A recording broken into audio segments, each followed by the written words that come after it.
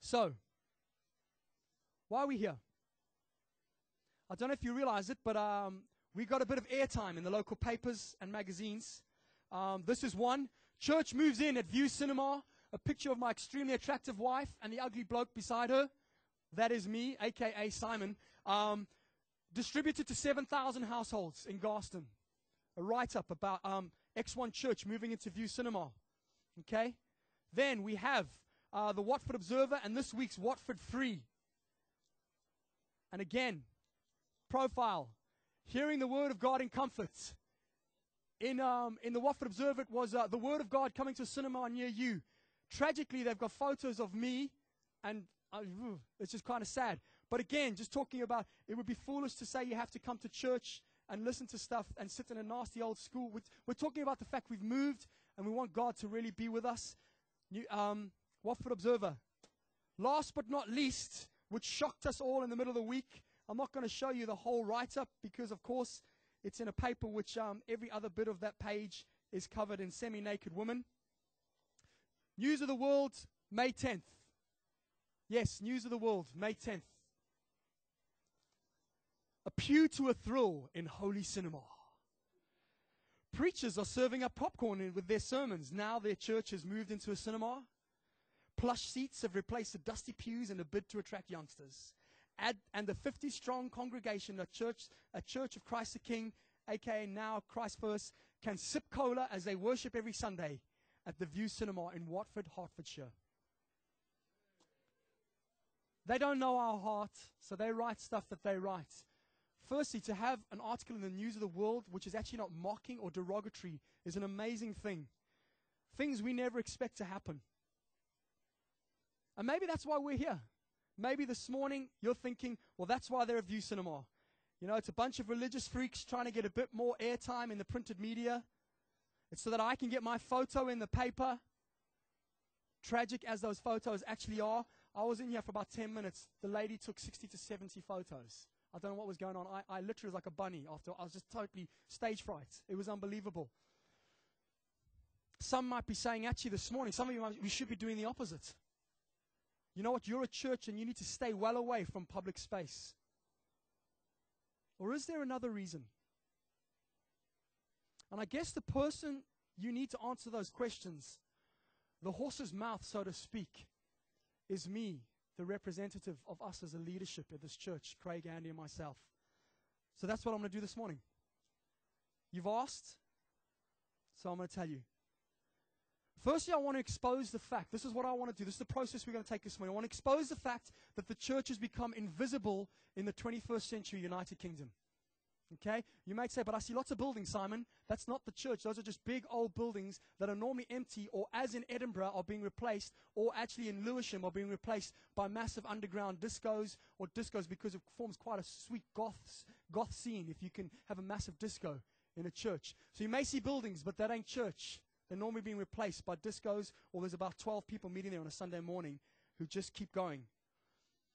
But the church is becoming invisible. Secondly, I want to take a look at a story that was set in a very similar situation about 2,000 years ago.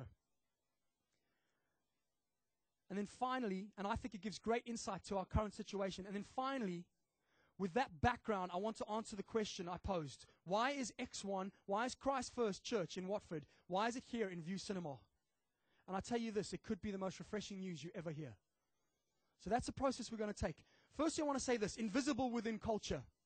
This Tuesday, I traveled up to Peterborough, where I was praying with 600 other men and women who lead the over 200 churches that we as a movement, if you look on the back of our weekly handout, we're part of a group of churches called New Frontiers. And there were 600 or 700 of us together. I went up with another member of the church, Jim, and we went and prayed with 600 or 700 other individuals. And it was an amazing time. And one of the things that was brought up there was the fact that a book had been written by two persons of quite unique profile. And we were really excited as a movement, the fact that this book had been written. And these men, for those of you who care or know, are John Micklethwaite, who's the editor-in-chief of The Economist magazine in the United States. We're talking profile individual, one of the high-profile speakers on economy and sociology, etc., in the whole world. and another guy, Adrian Wooldridge, the magazine's Washington Bureau Chief. You know what their book is called? God is Back. Their view is that, okay, these aren't Christians, people. Please don't say I'm quoting some guys who are just caught in the same mess as us, eyes blinded. This is the editor-in-chief of the Washington, of this Economist magazine, and the main kind of person involved in the Washington branch. And they're saying that religion is making a revival across the globe, almost everywhere, except in academic hotspots in the United States, i.e. Harvard, and one other place. Where do you think that other place is? Secular Europe. Yeah, the United Kingdom and obviously Europe. And I think this is actually what is true.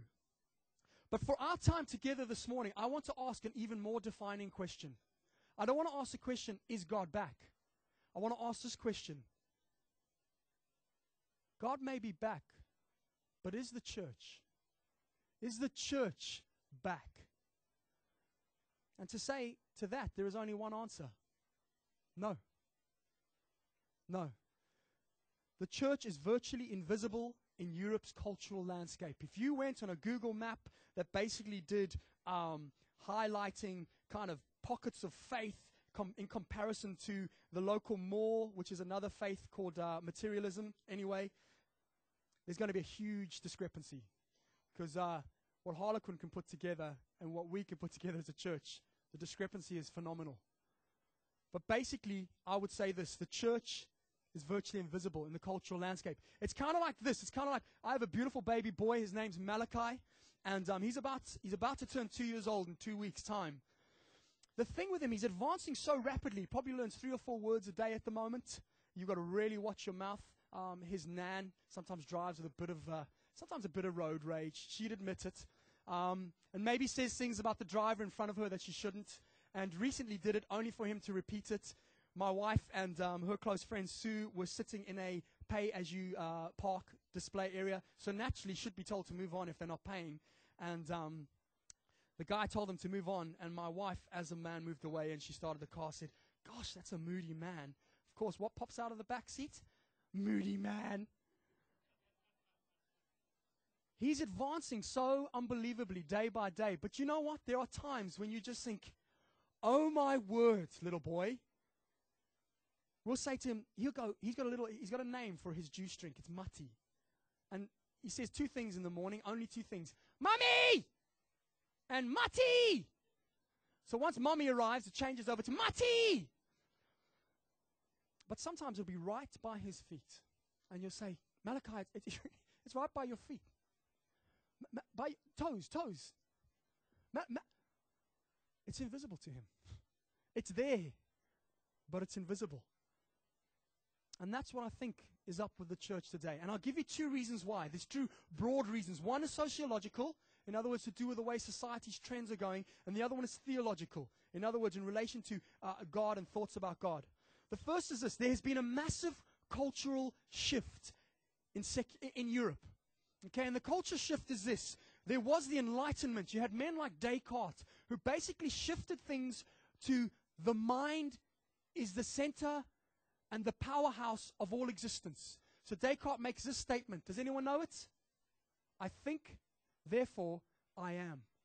In other words, you only have importance according to the power of your brain, your ability to think. And what happened with that? It's called the Enlightenment period. And what happens with that is suddenly man becomes the center of all, not God. God is removed from the equation. And man in his place, man in the power of his mind, education, etc., becomes the dominant force, the most important thing.